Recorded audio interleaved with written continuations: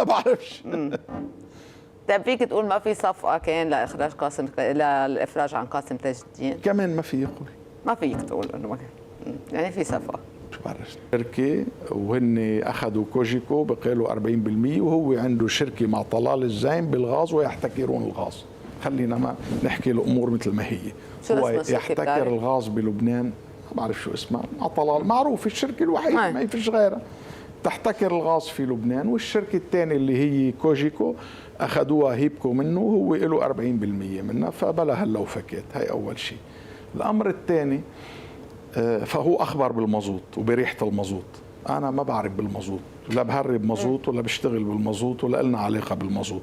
وبهيج بو حمزة خليه يحل عنه، بكفي خرب له بيته واعتدى عليه للزلمة، لا بيشتغل بالمازوت ولا له علاقة بالمازوت ولا بيشتغل بهالموضوع. طيب بو حمزة يتركوا يعيش للزلمة، يتركوا يعيش مع عائلته لهالزلمة. عشو الحقد الأعمى بعد 40 سنة خدمة، يعني عشو بهيج بو حمزة معوش يعيش اليوم هالقد؟ طبعا، لأنه أخذ له كل أملاكه، لأنه هو بالسجن بهيج بو حمزة. عرفتي كيف؟ وهلا رح يدعي بهيج عليه يعني بس تخلص محاكماته، ولكن بهيج هو بالسجن أعطاه وكالة تيشوف له كل حساباته وكل أملاكه. راح تعرف الأمانة سجل الأملاك باسمه بما فيهم حصة بهيج بو كوجيكو. فهي موضوع بهيج بو حمزة. الأمر الثاني أنا اللي بيعنيني، أنا كنت بتمنى أول شيء الوزير جنبلاط يروح يعمل جولة على المشايخ قبل لقائه عند الرئيس نبي بري مع الأمير طلال، مش بعد لقائه. يعني كنت بتمنى يروح يحط المشايخ قبل بالجو، مش بعد. لما نحن طرحنا موضوع أن تكون الأمور برعاية المشايخ نطرح عند المشايخ، وهم راح عند المشايخ بمنزل أحد المشايخ. وطبعا الفيديو عندي هون هلا بسمعك اياه تحت الهواء، لأن احتراما للبيت ما بدي سمعه على الهواء. بيقول ببيت أحد المشايخ وأمام مشايخ إنه وئام بده يخرب، ووئام عم بيتسلح وعم بسلح الناس، عم بسلحهم رز وسكر وحمص وبرغد. عرفت كيف؟ صاروا سلاح هودي، بس هيئتهم هو سلاح بيأذي كمان. انا ما كنت عارف انه بيأذي الحمص والبرغل هيك. كمان حضرتك من الناس اللي عم بتجيب انا ما كنت حابب احكي هالموضوع. نحن من اشهر بنعملها، بس انا بصمت كنت مبلغ الشباب وبديش اياها هالقصه هالدعايه كلها، ولكن لما انحكي اضطريت احكي. بيقول انه انا هيك بمنزل احد المشايخ. انا اللي بدي اقول لك يا بايك، أنا بتمنى كنت لو رحت واكتفيت بالدعوة للوحدة بس. وأنا اللي بدي أقول لك إنه أنا بتحداك تقول أنا وزعت خرطوشة. أنا عندي كتير، عندي قد ما بدك كتير عندي، بس أنا بستعملهم وقت اللي فيه حاجة للكرامة الجبل وكرامة أهل الجبل وكرامة لبنان. أنا حريص على الجبل أكثر منك يا وليد جنبلاط. تعرف ليه؟ لأنه أنا وأهل الجبل، أنا وهو الناس، إذا متنا بنخلق عند بعضنا. هي الأمر ما بينطبق عليك لأنت. كيف أنت يعني؟ ما بتخلق، خليني كفي الله يخلي ما تقطعيني. هذا الأمر ما بينطبق عليك، ولا بنخلق عندك ولا بتخلق عنا. من هيك أنت بتحافظ على زعامتك بالجبل، ما بتحافظ على أهل الجبل. هي الفرق بيني وبينك. لا بس أنا لحظة شوي خليني كفي، إذا بتريدي واعملي اللي بدك إياه، ما تقطعيني ما عم بحكي. تفضل. نحن منحافظ على زعامتك مش على أهل الجبل، لأنه أنت رحت عند بري تشكيل وتبعت للحزب. وأنا والله ما حدا بيمون علي، أنا بيمونوا علي المشايخ. كنت رحت شكيت لهم من الأول. أنا إذا ساعدت 5-6 آلاف عائلة وين المشكلة؟ يا ريت فيي ساعد الكل، وانت ساعد، شو المشكلة؟ ما قلنا لك. طب انت دربت وتسلحت، جبنا سيرتك. طب ما بنعرف وين بتدرب، الأجهزة راصدتك بكل المحلات وين عم بتدرب. طب ما حدا جاب سيرتك. تعرف الفرق بيني وبينك شو؟ ليش أنا هون الناس بحب؟ لأنه هون الناس بحبوني إلي بالجبل، أنا ما بأذيهم. انت هون الناس إلهم مصالح معك وبيخافوك. هي الفرق بيني وبينك. أنا بحب يحبوني، ما بحب يخافوني. أنا بحب يخافوا علي مش يخافوا مني. هي الفرق بيني وبينك.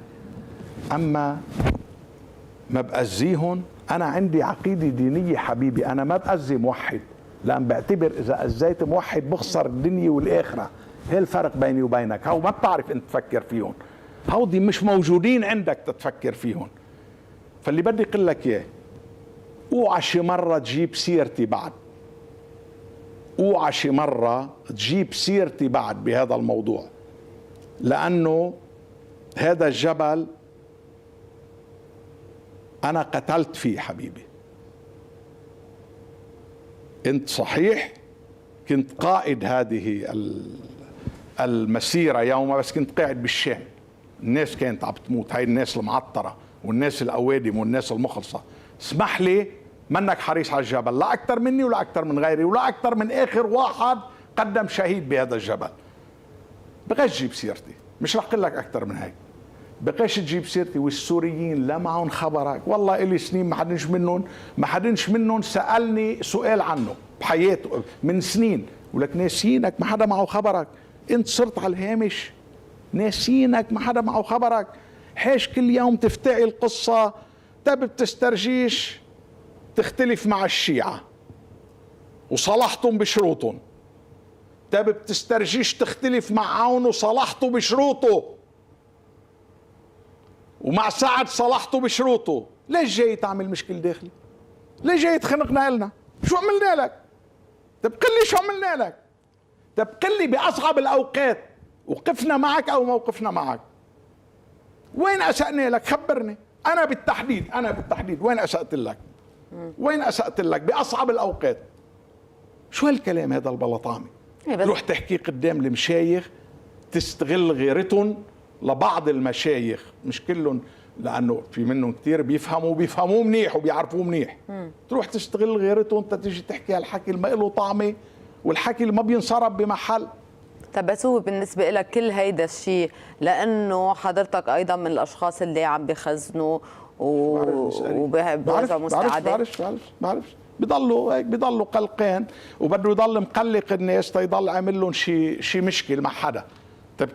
طب كيف هو في ضله ماسك بدون ما يضل عامل لهم مشكل مع حدا؟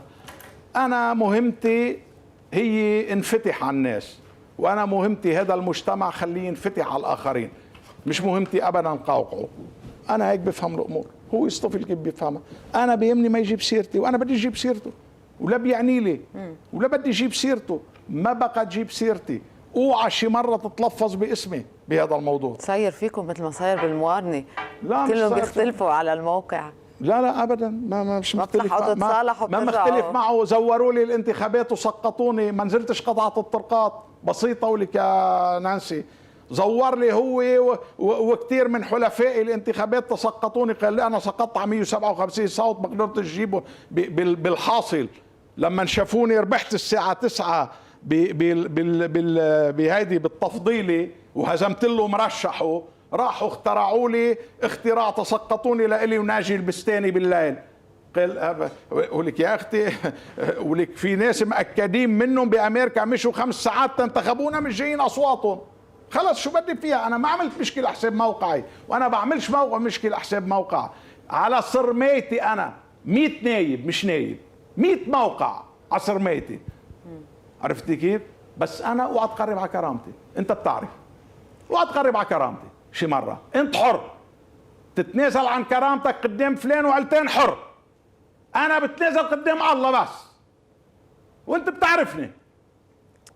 بلا هالألاعيب تبعك، روح العب مع غيري.